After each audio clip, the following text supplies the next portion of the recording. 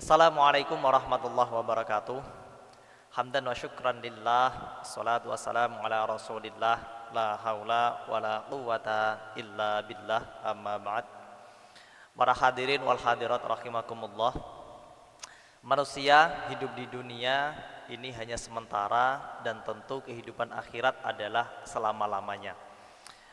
Dengan demikian maka harapan dari kita semua adalah bisa bahagia hidup di dunia dan juga bisa bahagia hidup di akhirat.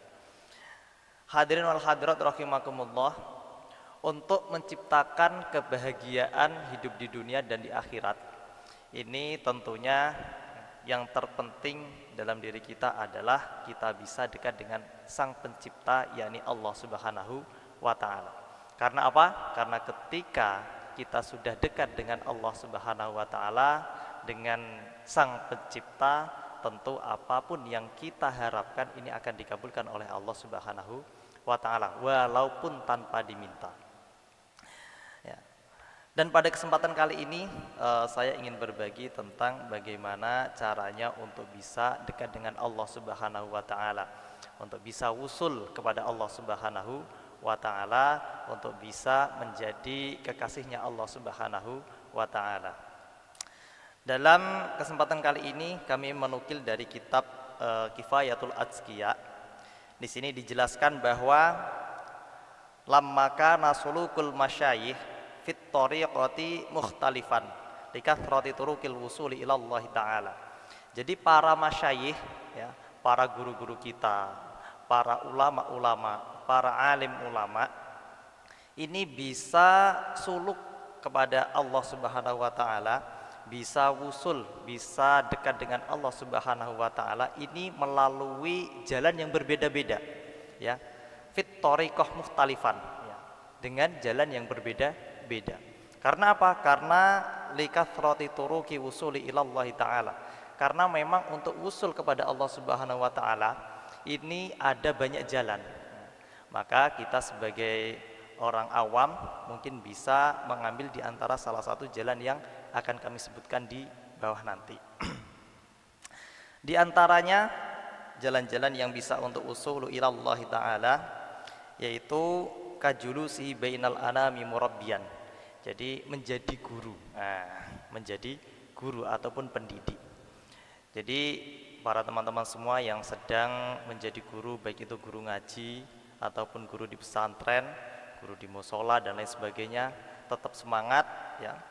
Kemudian perbarui niat, ya, luruskan niat agar nantinya bisa menjadi orang-orang, ya, yang dekat dengan Allah Subhanahu wa taala melalui murabbiyan, melalui mendidik, kan gitu.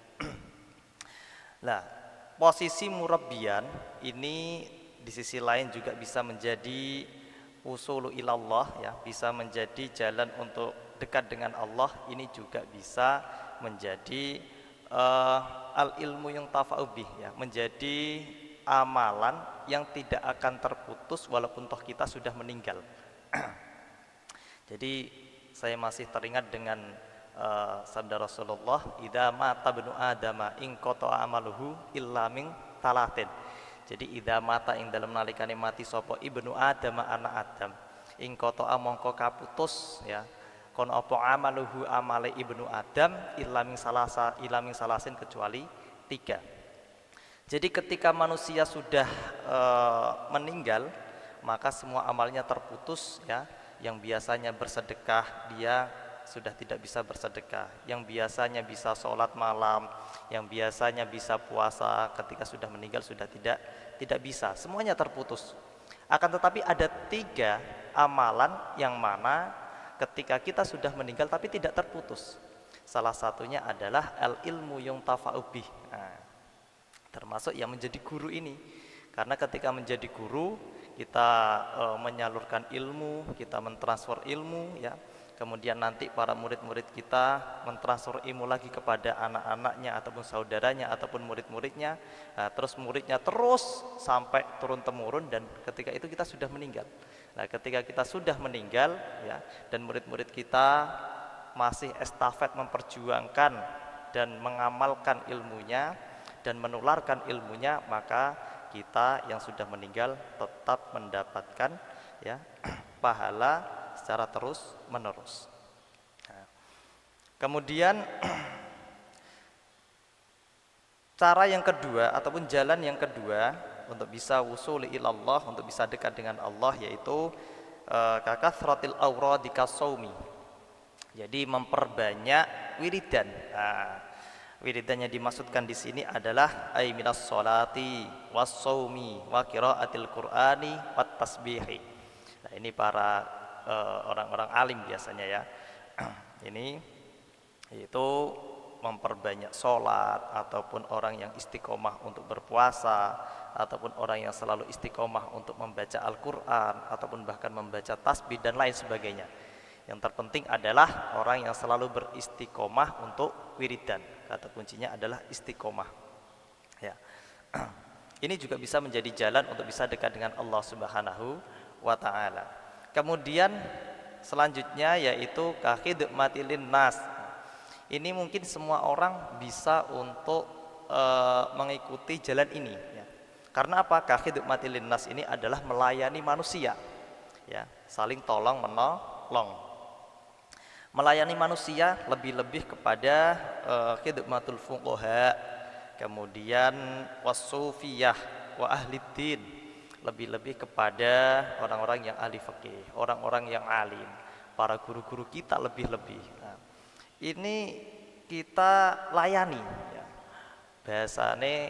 Bahasanya kalau dalam pesantren itu khidmah. Nah, jadi para teman-teman semua yang sedang berkhidmah kepada guru-guru kalian tetap semangat ya, kemudian juga perbarui niat ya, niatkan dengan ikhlas. Insya Allah jika kalian bisa ikhlas ya, tidak menutup kemungkinan untuk bisa usuli ilallahi ta'ala melalui jalan khidmatilin nas ya. Ini penting kami sampaikan karena apa? Di sini dijelaskan juga dalam kitab Kifayatul Azkiya, qala Sayyidi Abdul Qadir Jilani radhiyallahu an. Jadi Syekh Abdul Qadir Al-Jailani ini mengatakan demikian. Jadi Syekh Abdul Qadir Al-Jailani ini kan Sultanil Auliya ya. Beliau adalah rajanya ataupun panglimanya para wali ya. Ini Sultanil Auliya. Beliau mengatakan ma wasaltu ilallahi ta'ala biqiyami lailin wala siyamin naharin walakin wasaltu ilallahi ta'ala bil karami wat tawadu'i wa salamatis sadri.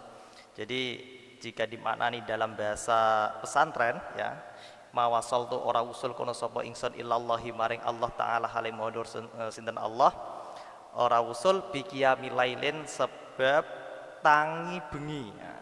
Kemudian wala siyamin naharin lan ora poso rino. Jadi Syekh Abdul Qadir Al-Jailani mawon ya, Syekh Abdul Qadir Al-Jailani ini beliau mengatakan saya bisa wusul kepada Allah Subhanahu wa taala, bisa dekat dengan Allah Subhanahu wa taala, bisa diangkat menjadi Sultanil Auliya. Ini salah satunya adalah tidak karena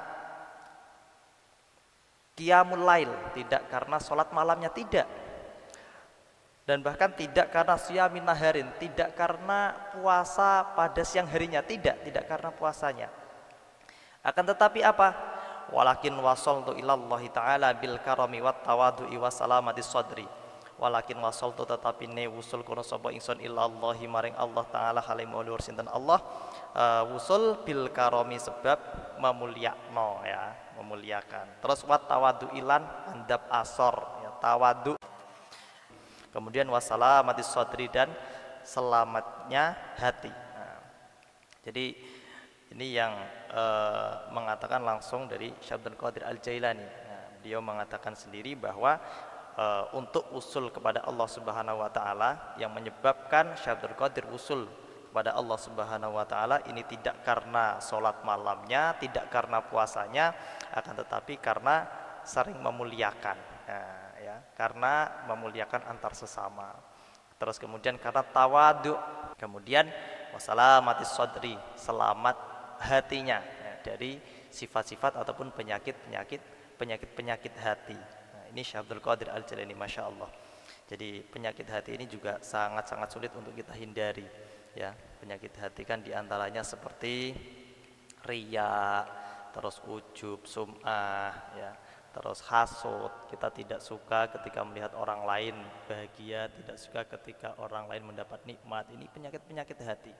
Nah, ketika kita bisa melayani manusia, memuliakan, kemudian tawadu, ya, kemudian tidak melakukan, ya, ataupun tidak memiliki hati yang jelek, tidak memiliki sifat-sifat hati yang tercela, insya Allah kita bisa dekat dengan Allah, bisa dicintai oleh Allah melalui jalan khidmati linnas. Kemudian mungkin ini yang terakhir di sini dijelaskan wa hamlil hatabi, ya, li ajli tasadduq. Kemudian kita membawa kayu yang mana tujuannya untuk sedekah, ya. Garis besarnya adalah di sini adalah sedekah, ya. Jadi jangan pernah meremehkan sedekah, hal kecil tapi ini bisa membuat kita bisa dekat dengan Allah Subhanahu wa taala. Karena pada asalnya harta benda di dunia ini ataupun harta benda yang kita miliki ini hanyalah titipan, ya. Maka jangan terlalu pelit, ya, kepada siapapun karena semuanya hanya titipan. Dan sedekah sekecil apapun, nah ini yang perlu saya sampaikan juga, bahwa sedekah sekecil apapun ini juga akan dilihat oleh Allah Subhanahu wa taala, tidak akan diabaikan oleh Allah, ya. Dalam Al-Qur'an dijelaskan, innallaha la yadhlimu mithqala dzarrah wa in taku hasanatan yudha'ifha wa yu'ti min ladunhu ajran 'azima. Jadi Allah tidak akan menzalimi mithqala dzarrah, perbuatan kita yang itu hanya seberat dzarrah. Dzarrah itu kalau bahasa pesantren guru-guru kami memaknai, ada yang memaknai dengan biji sawi, ada yang memaknai dengan semut budak, tapi pada intinya adalah dzarrah ini sesuatu yang paling kecil dan yang paling ringan. Nah, ini bahasa panjenengan opo monggo terselah, ya. Ini dzarrah. Jadi Allah tidak akan mendolimi perbuatan kita walaupun itu sekecil apapun, ya, walaupun itu seringan apapun, termasuk sedekah hanya 1000, ataupun kita memberikan makanan sedikit kepada orang yang sangat membutuhkan, sedikit, secuil roti. Nah, ini tetap akan diperhatikan oleh Allah Subhanahu wa taala, ya. Terusannya wa in taku hasanatan yudha'ifha wa yu'ti min ladunhu ajran 'azima. Wa ing takulan lamun ana kono sapa kono apa dzarrah ana iku hasanatan rupa kebaikan. Jika memang dzarrah tersebut kok berupa kebaikan, ya, maka yudha'ifha, maka Allah akan melipat gandakan kebaikan tersebut. Wa yu'ti min ladunhu ajran 'azima, dan pada akhirnya kita akan mendapatkan ajran 'azima. Ajran 'azima ini adalah pahala yang besar. Nah, mungkin itu yang dapat kami sampaikan. Untuk yang terakhir penutup, untuk kita bisa dekat dengan Allah ini ada banyak cara. Tidak harus kita wiridan, tidak harus kita puasa, sholat malam dan lain sebagainya. Jika memang kita tidak sanggup untuk melakukan hal-hal yang demikian, maka kita bisa memiliki ataupun menggunakan cara lain untuk turuqi ilallah, untuk bisa usuli ilallah, ya, untuk bisa usul kepada Allah Subhanahu wa taala. Cukup sekian, mohon maaf atas segala kekhilafan. Assalamualaikum warahmatullahi wabarakatuh.